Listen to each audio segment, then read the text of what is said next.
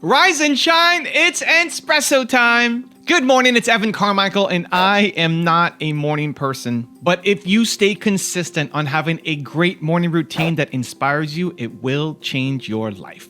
So let's start your day off right together. Grab your coffee, know that I believe in you, and get ready for a shot of Entspresso from one of our standout clips from this year.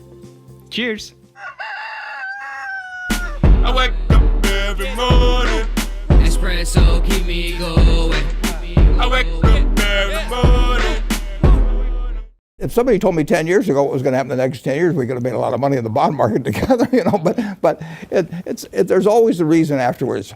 Tomorrow's paper will say stocks went down today because of, But they didn't write it this morning's paper that stocks are going to go down today. You have to know what you don't know, and you have to make sure that what you don't know isn't all important. I mean, if there's 4 boxes there, you want to get to what is knowable and which is favorable. And there's things that you'll miss out on because they belong in the other 3 boxes, one of which will be favorable, another one that's favorable. And the fact that you're missing out on 90% of the stuff doesn't really make any difference if the 10% you do is right. Here is a message that will serve you for life. Follow your heart, but take your brain with you. If you don't know how to do something, I don't think that should be the obstacle. How do you get good at anything? You practice, you study, you learn. You can learn anything if you want to. Just be smart about it. Don't go take out some huge loan on your house because you see some hot crypto opportunity that you think is gonna blow up, but you have no experience in it. Follow your heart, but take your brain with you. So I think one of the things as entrepreneurs is we get so many ideas, so many opportunities. What do we do? What do we act on? I'm actually a big fan on taking more action, just smaller action. I think what we end up doing is coming up with all these ideas. We either just build a list of ideas that we don't do anything on, or we just keep making that idea bigger and bigger and bigger and bigger. So it becomes this life-changing thing, but then is so big that now you need venture capital and team and all of these resources and people that you don't have right now. I love going from idea to action. So you have an idea for something that feels right? You make the decision with your heart. It feels right. I'm called to this for some reason. It may not even make sense why you're called to it, but you're called to do it, and then you go off and do it. Take some small step just to see if it continues to feel right. If that first step feels right, you do another step. That second step feels right, you do another step. That third step feels right. Maybe it doesn't feel right anymore. Great, stop, go do something else.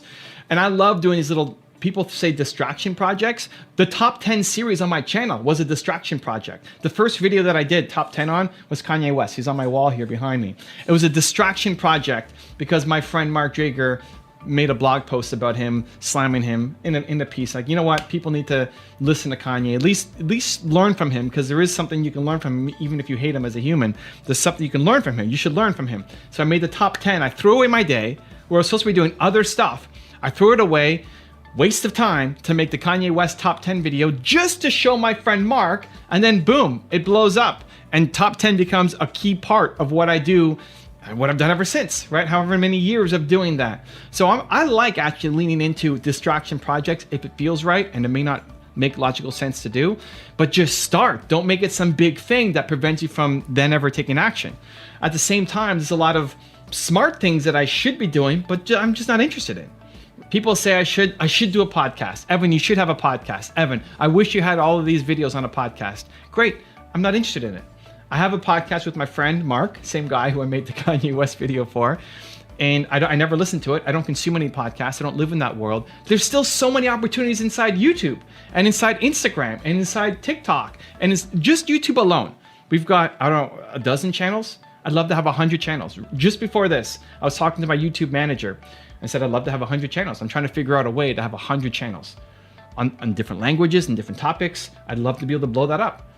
That's where I'm thinking. I don't care about podcast. It's just not what I don't feel it. Is it a huge opportunity? Yes. But so is real estate, and so is crypto, and so is cannabis, and so is all this other stuff that I care zero about too. So it's gotta feel right. By the same token, there are some things that didn't feel right at the start and then did. Like my agent wanted me to write a book. Your one word was the end result of that. But he wanted me to write a book. I'm like, Steve, I don't need a book. I don't want to write a book. I have no interest in writing a book. You need a book to open doors. You need a book to be known. You need a book to be a speaker. It's like, I don't need that anymore. This is YouTube. I have an audience, right? The world is shifting. It used to be you had to have a book. Now it's not as important anymore. I can get speaking gigs just from my YouTube channel. But then through that process, I came across the one word concept and I thought, you know what? This actually fits as a book. Now I want to write a book. Steve, I want a book. Right? It felt right. It's a smart strategy, but if it doesn't feel right, you're not going to win. And if something does feel right, even if you don't know how to make it work yet, you still have to do it, at least in a small step, because that will teach your brain to help you figure out how to make it work.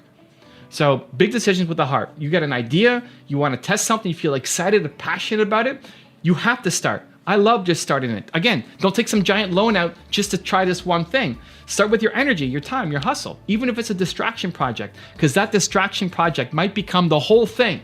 And if you're just sitting here on a piece of paper as an idea that never gets done, you're never going to win. So follow your heart, but take your brain with you. So how do you do it? I've got a 3-step process that I want to teach you. But before that, if you want to learn to have self-love and learn from billionaires every single day, check out my 254 series. They're free. The links to join are in the description below. Investing in yourself is the best thing you can do. Anything that improves your own talents. Nobody can take it away from me. They can run up huge deficits and the dollar can become worth far less. You can have all kinds of things happen. It's important to associate with people that are better than yourself. They made us do all these crazy things to get out of ourselves, and so we stood on tables and did all kinds of things. Okay, so how do you do it? How do you follow your heart, make those gut decisions, but take your brain with you so you're not doing stupid things? 3 steps, let's go. Step number 1 is identify what is your heart actually telling you to do? What do you want to do? What's that thing, that burning desire that you've got, that you want to do, that you're not doing? Because it doesn't make practical sense. This is what often will happen. Your heart and your head will clash, right? If your heart and your head are aligned, you want to do it and it makes total sense, then it's easy to go forward. It's the other parts that we get caught up in, right? When our brain tells us to do something that's really smart, but we don't want to do that thing, right? Go work at that high-paying job, but then be treated like a piece of garbage. You don't want to go off and do that. Or the other side, where you really want to do this thing, but it doesn't make sense. These are the things that hold us back from actually taking action. So what is that for you? What is the thing that you want to do that's burning desire inside you, but doesn't make any sense, and the people around you think it's crazy too? What is that thing? Step number 2 is how can you invest your time into it, but not your money?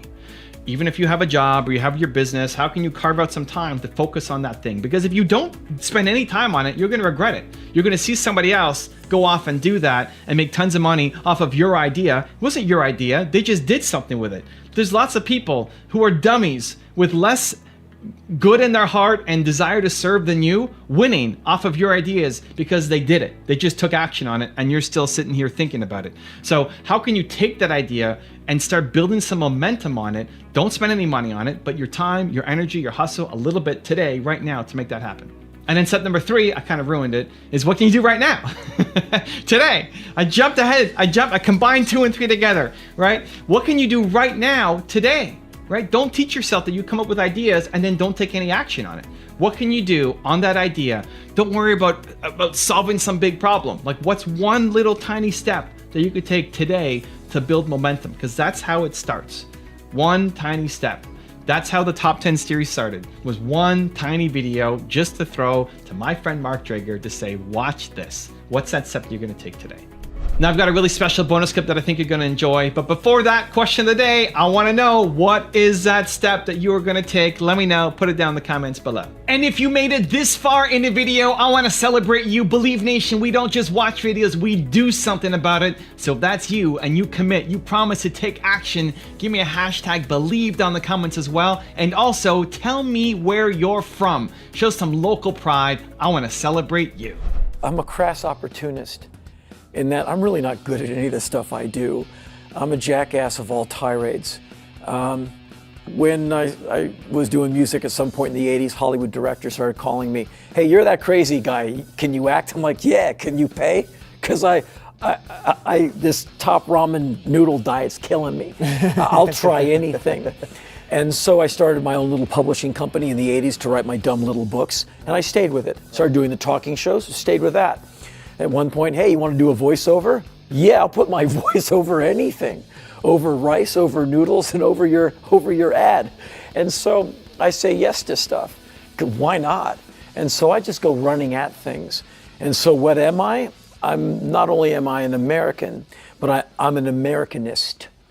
And not really a survivalist as much as one who seeks to prevail.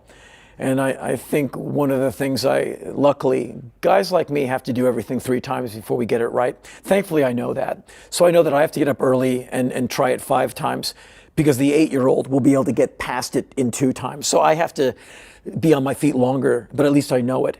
And so I just go at stuff.